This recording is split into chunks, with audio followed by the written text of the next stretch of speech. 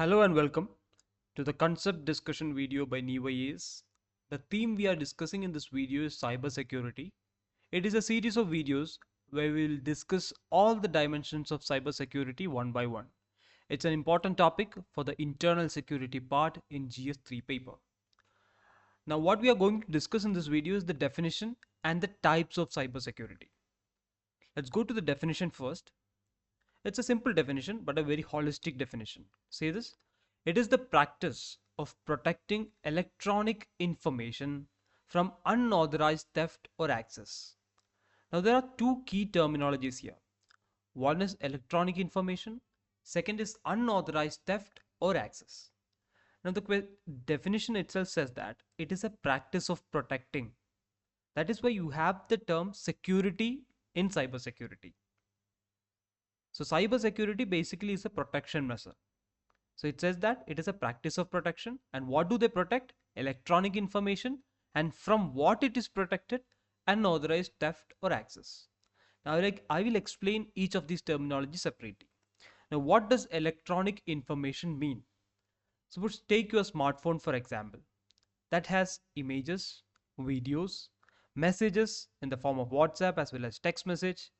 You have other elements like banking transactions, the things that you browse in internet, then your passwords, everything is there in your smartphone. Now, if anything is being taken, it is considered as theft of electronic information. So your image that is there in your phone is an electronic information. It's stored as a data in the phone. You will have information, you will have images of your closed ones, your own images, you will have videos similarly. So everything is an electronic information. From password to images, everything is an electronic information. And anything being attacked can be considered as a cyber security threat. Now, second terminology is unauthorized theft or access. Now, what does that mean? To understand that, you should first understand what is authorized access. So when you install an application in a smartphone, you are supposed to give permissions for that. There will be a message that will pop up, give permission for cookies, or there will be a message that pops up regarding to terms and conditions. It is called T and C. So once you give the permission, this app will have the permission to look at your data, to look at your contacts, to look at your image. For example, if you're installing Truecaller in your phone, Truecaller will have access to your contacts. And that is because you have given permission to Truecaller to do so.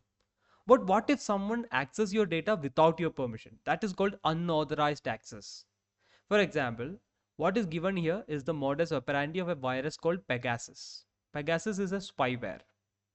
I'll explain the types after this. Pegasus is a spyware. So what Pegasus does, it will come to your phone through an SMS, WhatsApp, message or anything. It can come to your phone through any route.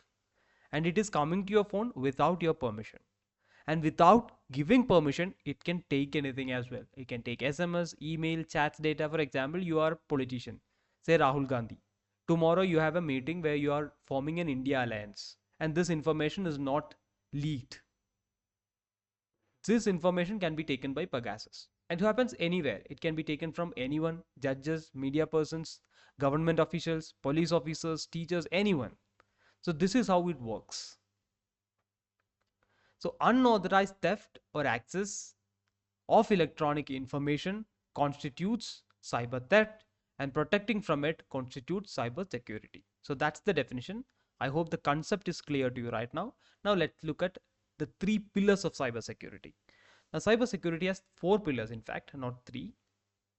Sometimes it is three, sometimes it is four, but comprehensively we can say there are four pillars. First is prevention. For example, a Pegasus is coming to your phone. You know it already. So you install an antivirus in your phone. This is your phone and this antivirus works like a wall. It will deflect the Pegasus away. It won't allow the Pegasus to come to your phone. So that is prevention. But suppose this Pegasus comes to your phone. This virus comes to your phone and it attacks. Now you have to detect it first. What happened to my phone? That is the second part, which is detection. Now suppose you have detected that there is a virus in your phone. Now what do? You have to respond to it. You have to clean your phone by responding. And now you have responded, you have cleaned your phone. Then you recover whatever is there. Your lost data and everything has to be recovered. You have to review the process. For that, you have to install additional antivirus. So this is a wholesome process. These are the four pillars of cybersecurity: prevention, detection, response, and review. Recover and review. Now we will look at the different types of cybersecurity. There are six major types. In fact, I have added one more. I have made this classification a little more analytical. I'll explain it one by one. Let's look at the first one, which is phishing. Look at this image. What does it do? A hacker is fishing. It's like fishing. What you do, that common fishing where you pluck fish out of water. Just like that, when you pluck information out of a digital device, it is called phishing. Instead of F in phishing, it is FPH. It's the same process. I'll explain a real world scenario of phishing.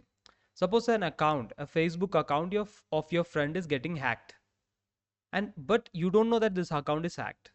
From this account, you are receiving a mail, a message. For example, a Facebook message is being coming from this friend's account to your account. This message will be a link. Without knowing that this account is hacked, you will click on the link.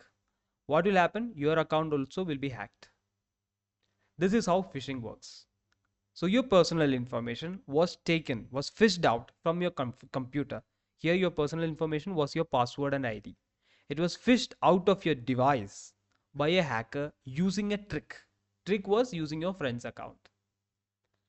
Now this is phishing, and anything can be stolen from phishing. It can be your bank details so that your money can be stolen.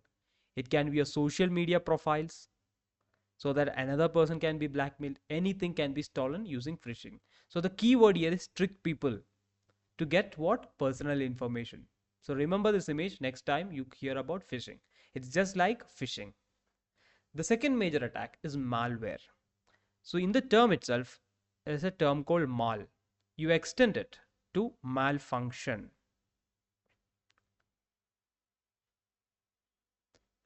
So what malware does is to malfunction your device.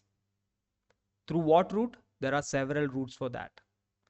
So basically, through all these routes, what malware does is to disrupt, damage, or gain unauthorized access into your computer. For example, let's take the most common manifestation of a malware, which is a virus. Now, forget everything. Let's take the case of a normal virus. What is the speciality of a normal virus? This normal virus doesn't have life. It needs a host to multiply. Take the case of the coronavirus. Coronavirus is lifeless, but it has genetic material. It is an RNA virus. Once it enters a human body, it will start to multiply because it has the genetic material. Just like that, this virus also has a program, but it doesn't have life. So it will be idle. Once you download or install it into your computer, then it will start to multiply.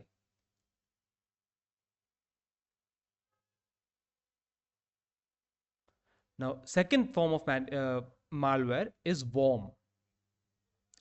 What does a worm do? Compared to a virus, worm also does the same thing. It will multiply, but worm has life. Virus doesn't have life, but worm has life. It doesn't need your intervention.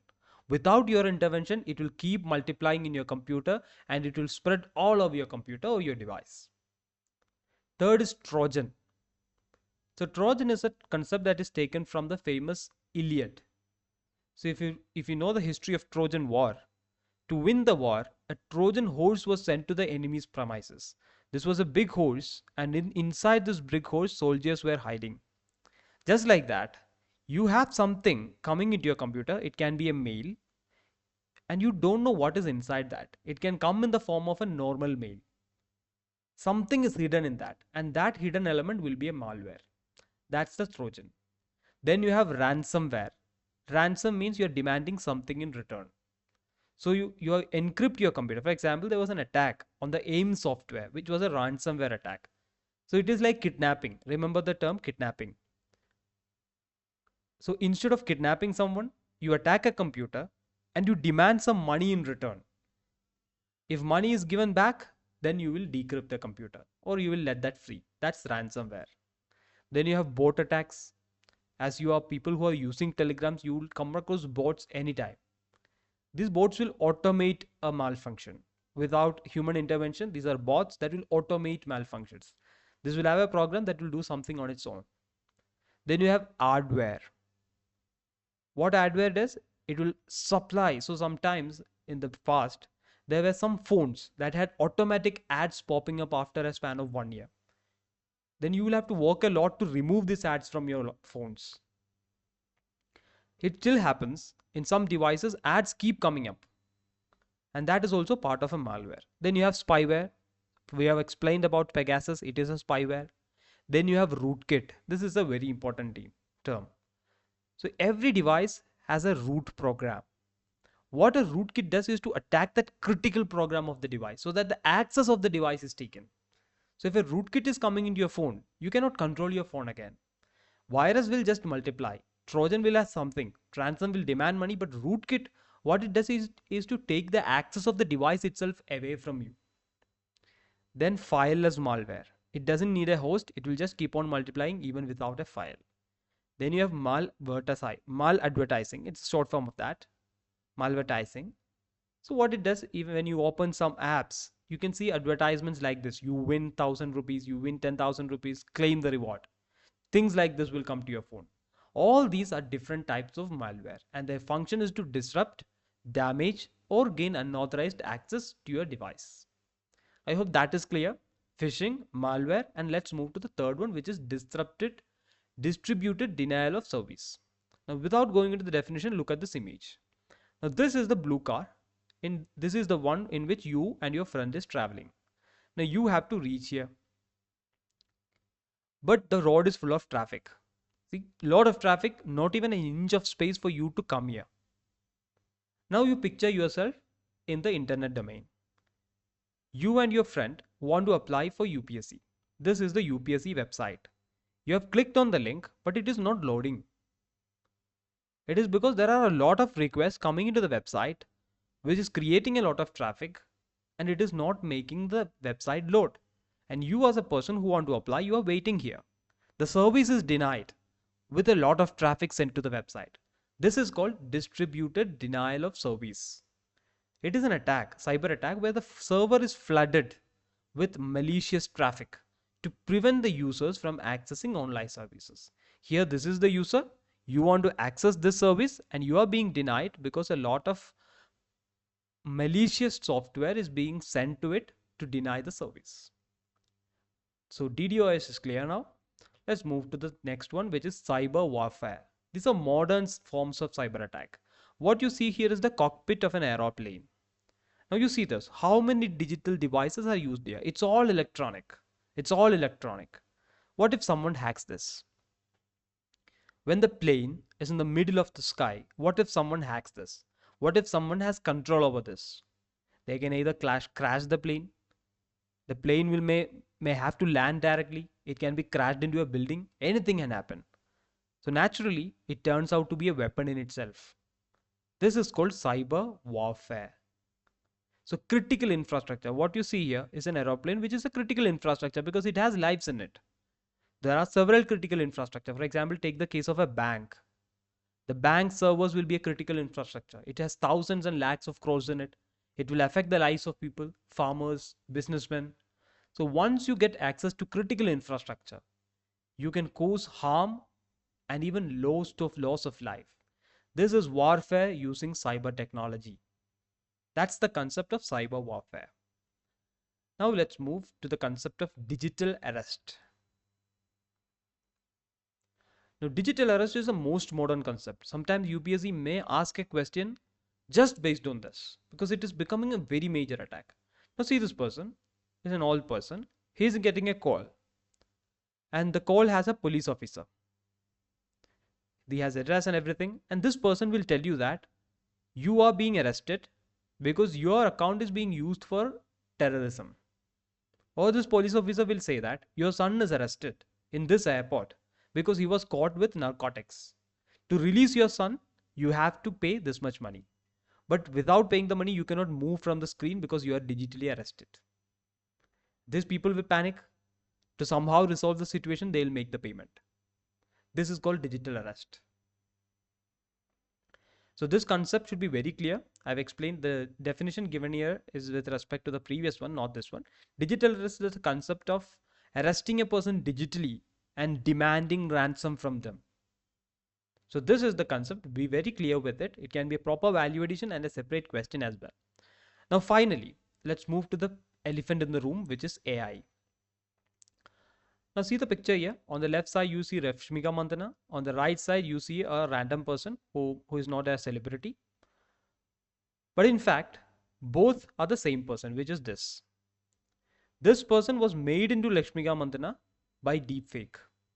Deepfake is an artificial intelligence tool. And when a person sees this in a video, you cannot simply differentiate whether this is original or not. Nowadays, if you scroll through the social media or the YouTube shorts or Insta reels, you will come across files where Cristiano Ronaldo is speaking very highly of Messi, right? Something that he has never said. I'm not saying he has never said that. Something that he hasn't said, in fact, will come in the internet with his same voice, with his same lip sync, and you will not be able to differentiate. So this is a classical example of deepfake being used, and there are novel tools like deepfake that AI can devise. Then whatever we have discussed before, the scale and intensity of which can be advanced using artificial intelligence. For example, phishing can be automated by artificial intelligence. DDoS, disrupted denial of service, can be done on a very large scale by artificial intelligence. So all these things can happen at a very large scale and intensity by artificial intelligence. So understand these different types of attack, be very clear with the definition. In the next video, we will explain the need and significance of artificial intelligence. And in the coming videos, we'll cover the entire angle of this concept. Thank you for listening.